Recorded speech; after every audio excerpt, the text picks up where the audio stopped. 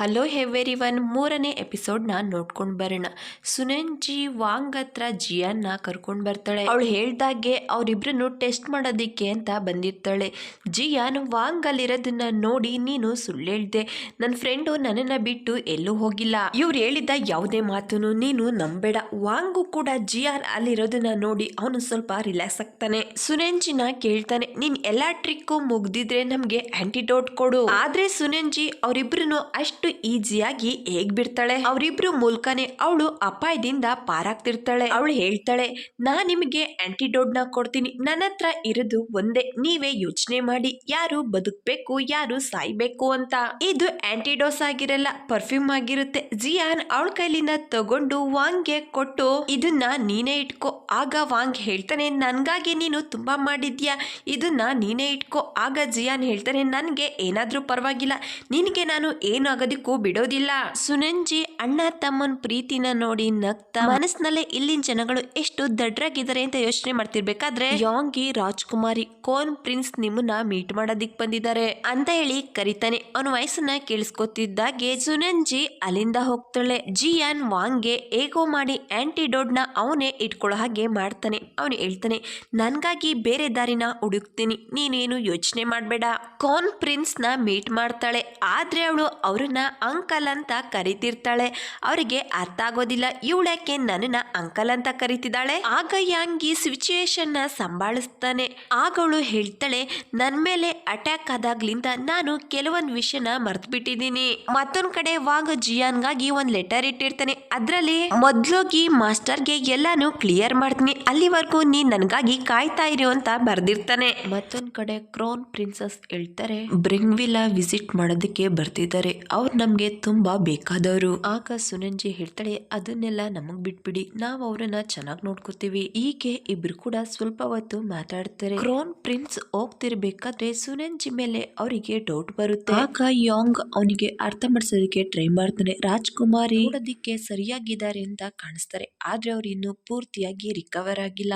ಇದನ್ನ ಜಿಯಾನ್ ಕೂಡ ನಿಂತ್ಕೊಂಡು ಕೇಳಿಸ್ಕೊತಾನೆ. ಮತ್ತೊಂದ್ ಕಡೆ ಸುನಂಜಿ ವಾಂಗ್ ಬರ್ದಿರೋ ಲೆಟರ್ ನ ಜಿಯಾನ್ಗೆ ತೋರಿಸ್ತಾಳೆ. ಅವಳು ಹೇಳ್ತಾಳೆ, ನೋಡು, ನಿನ್ನನ್ನ ಬಿಟ್ಟು ಅವನೊಬ್ನೇ ಹೊರಟೋಗಿದ್ದಾನೆ, ಜೊತೆಲಿ ಆಂಟಿಡೋಟ್ ನು ಕೂಡ ತಗೊಂಡೋಗಿದ್ದಾನೆ. ನಾನ್ ನಿನಗೆ ಅವತ್ತೇ ಹೇಳಿದ್ದೆ, ಅವನ್ ನಿನಗೆ ಮೋಸ ಮಾಡ್ತಿದ್ದಾನೆ. ಆಗ ಜಿಯಾನ್ ಹೇಳ್ತಾನೆ, ಅವನು ನನ್ನೊಬ್ಬನೇ ಬಿಟ್ಟೋಗಿ ಮೋಸ ಮಾಡಿಲ್ಲ, ಅರ್ಜೆಂಟ್ ಕೆಲ್ಸ ಇದೆ ಅಂತ ಹೋಗಿದ್ದಾನೆ. ನೀನು ನಮ್ಮಿಬ್ರ ಬಗ್ಗೆ ಜಾಸ್ತಿ ಯೋಚನೆ ಮಾಡೋ ಅವಶ್ಯಕತೆ ಇಲ್ಲ. ಆದ್ರೆ ಸುನೆಂಜಿ ಮನಸ್ಸೊಳಗಡೆ ಮಾತಾಡ್ಕೋತಾಳೆ, ಜಿಯಾನ್ ನಿನ್ ತಮ್ಮನ್ಗೆ ಏನು ಆಗಲ್ಲ ಅಂತ ಹೇಳಿ ಮನಸ್ಸಿನಲ್ಲೇ ಮಾತಾಡಿ ಇನ್ನಷ್ಟು ಜನನ ನನ್ನನ್ನ ಸಾಯಿಸೋದಕ್ಕೆ ಕರ್ಕೊಂಡ್ ಬರೋದಿಕ್ ಹೋಗಿದ್ದಾನ. ಆಗ ಜಿಯಾನ್ ಹೇಳ್ತಾನೆ, ನಿನ್ನ ಸಾಯಿಸೋದಕ್ಕೆ ನಾನು ಒಬ್ನೇ ಸಾಕು. ಆದ್ರೆ ಸುನೆಂಜಿಗೆ ಅವನ ಜೊತೆ ಈ ವಿಷಯದಲ್ಲಿ ಆರ್ಗ್ಯುಮೆಂಟ್ ಮಾಡೋದಕ್ಕೆ ಇಷ್ಟ ಇರೋದಿಲ್ಲ, ಅದ್ರಿಂದ ಅವನನ್ನ ಶಾಪಿಂಗ್ ಮಾಡೋದಿಕ್ಕೆ ಅಂತ ಕರ್ಕೊಂಡ್ ಬರ್ತಾಳೆ. ಜಿಯಾನ್ ಬೇಜಾರ್ ಮಾಡ್ಕೊಂಡಿರೋದನ್ನ ನೋಡಿ ಕೇಳ್ತಾಳೆ, ನೀನ್ ಇನ್ನು ವಾಂಗ್ ಬಗ್ಗೆನೆ ಯೋಚನೆ ಮಾಡ್ತಿದ್ಯಾ? ಆಗ ಜಿಯಾನ್ ಹೇಳ್ತಾನೆ, ಆಗಿಲ್ಲ, ಏನು ಇಲ್ಲ, ಅವನು ಎಲ್ಲೇ ಇದ್ರು ಕೂಡ ಹುಷಾರಾಗಿರ್ತಾನೆ. ಆದ್ರೆ ನಿನ್ನಂತ ಸುಳ್ಳು ಹೇಳೋ ಹುಡುಗಿರ್ ಜೊತೆ ನನ್ ಕೈಲಿ ಇರೋದಿಕ್ಕಾಗಲ್ಲ, ನಿನ್ ಪ್ರಾಮಿಸ್ ನ ಕೂಡ ನಿನ್ ಕೈಲಿ ನಿಭಾಯಿಸೋದಿಕ್ಕಾಗಲ್ಲ. ಅವನು ಆಂಟಿಡೋಟ್ ಬಗ್ಗೆನೆ ಮಾತಾಡ್ತಿರ್ತಾನೆ. ಆಗ ಸುನಂಜಿ ಹೇಳ್ತಾಳೆ, ನಾನು ಒಪ್ಕೋತೀನಿ, ಆದ್ರೆ ನನ್ನ ಹತ್ರ ಇದ್ದಿದ್ದು ಒಂದೇ, ನನ್ ಕೈಲಿ ಇನ್ನೊಂದನ್ನ ಪ್ರಿಪೇರ್ ಮಾಡೋದಿಕ್ಕೆ ಬರಲ್ಲ ಅಂತ ಅಲ್ಲ, ನಿನ್ಗೆ ನನ್ ಜೊತೆ ಬರೋದಿಕ್ಕೆ ಇಷ್ಟ ಇದ್ರೆ ಬಾ, ನಾನ್ ನಿನಗೆ ಆಂಟಿಡೋಟ್ ನ ಪ್ರಿಪೇರ್ ಮಾಡಿ ಕೊಡ್ತೀನಿ. ಆಗ ಜಿಯಾನ್ ಹೇಳ್ತಾನೆ, ನಾನ್ ಇಲ್ಲಿಗೆ ನಿನ್ ಬಾಡಿ ಗಾರ್ಡ್ ಆಗೋದಿಕ್ಕೆ ಬಂದಿಲ್ಲ, ನಿನ್ನ ಸಾಯಿಸೋದಿಕ್ಕೆ ಅಂತ ಬಂದಿರೋದು. ಆದ್ರೆ ಜಿಯಾನ್ ಆಗ್ಲೇ ಅವಳ ಕಡೆ ಅಟ್ರಾಕ್ಟ್ ಆಗೋದಕ್ಕೆ ಶುರು ಮಾಡಿರ್ತಾನೆ. ಆಗ ಸುನಂಜಿ ಹೇಳ್ತಾಳೆ, ನಾನು ಎಲ್ರ ಮುಂದೆ ನೀನ್ ನನ್ ಬಾಡಿ ಗಾರ್ಡ್ ಅಂತ ಅನೌನ್ಸ್ ಮಾಡಾಗಿದೆ, ನೀನ್ ನನ್ನನ್ನ ಕಾಪಾಡ್ತೀನಿ ಅಂತ ಹೇಳಿ ಪ್ರಾಮಿಸ್ ಮಾಡಿದ್ಯಾ ಅಂತ ಹೇಳಿ ಅವಳು ಅಲ್ಲಿಂದ ಹೋದ್ರೆ ಜಿಯಾನ್ ಸಾಮಾನನ್ನ ತಗೊಂಡು ಅವಳಿಂದಲೇ ಅಲ್ಲಿಂದ ಹೋಗ್ತಾನೆ. ನೆಕ್ಸ್ಟ್ ಸೀನ್ ಅಲ್ಲಿ ನೋಡ್ತೀವಿ, ಬ್ರೆಂಜಿಮ್ ನ ಪ್ರಿನ್ಸ್ ಗಾಗಿ ಕಾಯ್ತಾ ಇರ್ತಾಳೆ. ಅವ್ರನ್ನ ಕರ್ಕೊಂಡ್ ಬರೋದಕ್ಕೆ ಸೈನಿಕರು ಕಳ್ಸಿರ್ತಾರೆ.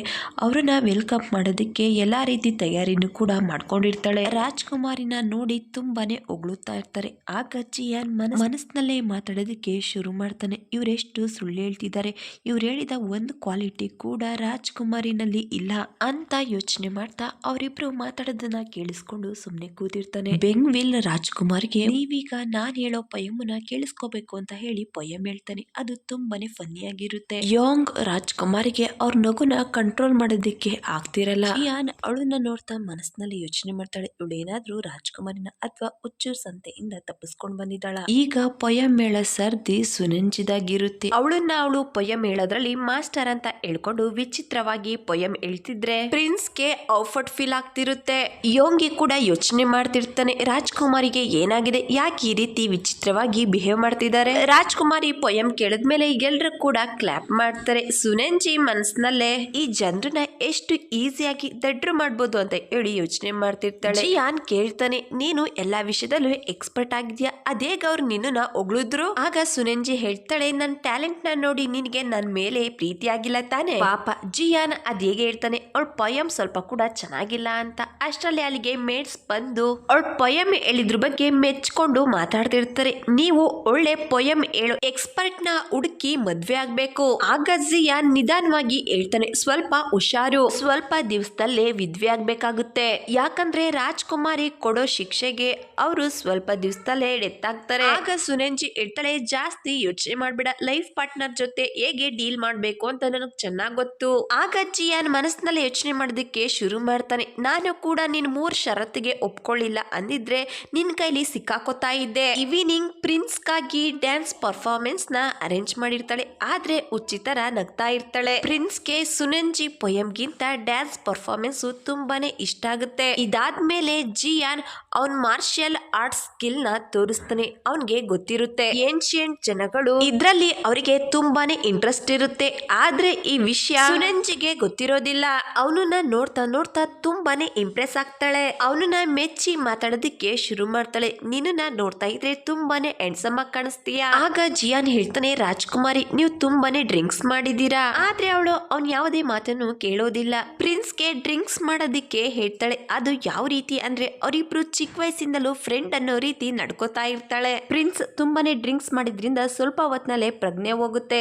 ಜಿಯಾನ್ ನ ಅವಳ ಜೊತೆ ಡ್ರಿಂಕ್ಸ್ ಮಾಡೋದಕ್ಕೆ ಫೋರ್ಸ್ ಮಾಡ್ತಾಳೆ. ಆಗ ಜಿಯಾನ್ ಹೇಳ್ತಾನೆ, ಈಗಾಗ್ಲೇ ನೀವು ತುಂಬಾನೇ ಡ್ರಿಂಕ್ಸ್ ಮಾಡಿದ್ರ, ಮತ್ತೆ ಡ್ರಿಂಕ್ಸ್ ಮಾಡೋದು ಬೇಡ. ಆಗ ಸುನಂಜಿ ಜಿಯಾನ್ ನ ಅವಳ ಜೊತೆ ಡ್ಯಾನ್ಸ್ ಮಾಡೋದಕ್ಕೆ ಹೇಳ್ತಾಳೆ, ನಾನು ನೀನ್ ತಿಳ್ಕೊಂಡಷ್ಟು ಡ್ರಿಂಕ್ಸ್ ಮಾಡಿಲ್ಲ, ನಿನ್ ಜೊತೆ ನಾನು ಡ್ಯಾನ್ಸ್ ಕೂಡ ಮಾಡಬಲ್ಲೆ. ಜಿಯಾನ್ ಅವಳನ್ನ ಟಚ್ ಮಾಡಬಾರ್ದು ಅಂತ ತುಂಬಾನೇ ಟ್ರೈ ಮಾಡ್ತಾನೆ. ಆದ್ರೂ ಕೂಡ ಅವಳ ಕಡೆ ಅಟ್ರಾಕ್ಟ್ ಆಗ್ತಿರ್ತಾನೆ. ಸುನಂಜಿ ತುಂಬಾನೇ ಡ್ರಿಂಕ್ಸ್ ಮಾಡಿದ್ರಿಂದ ಅವಳನ್ನ ಸಂಭಾಳಿಸೋದಿಕ್ಕೆ ರಾಜ್ಕುಮಾರಿನ ಟಚ್ ಮಾಡ್ಬೇಕಾಗಿ ಬರುತ್ತೆ. ಅವಳನ್ನ ಎತ್ಕೊಂಡು ರೂಮ್ ಕರ್ಕೊಂಡು ಬರ್ತಾನೆ. Thank you for watching.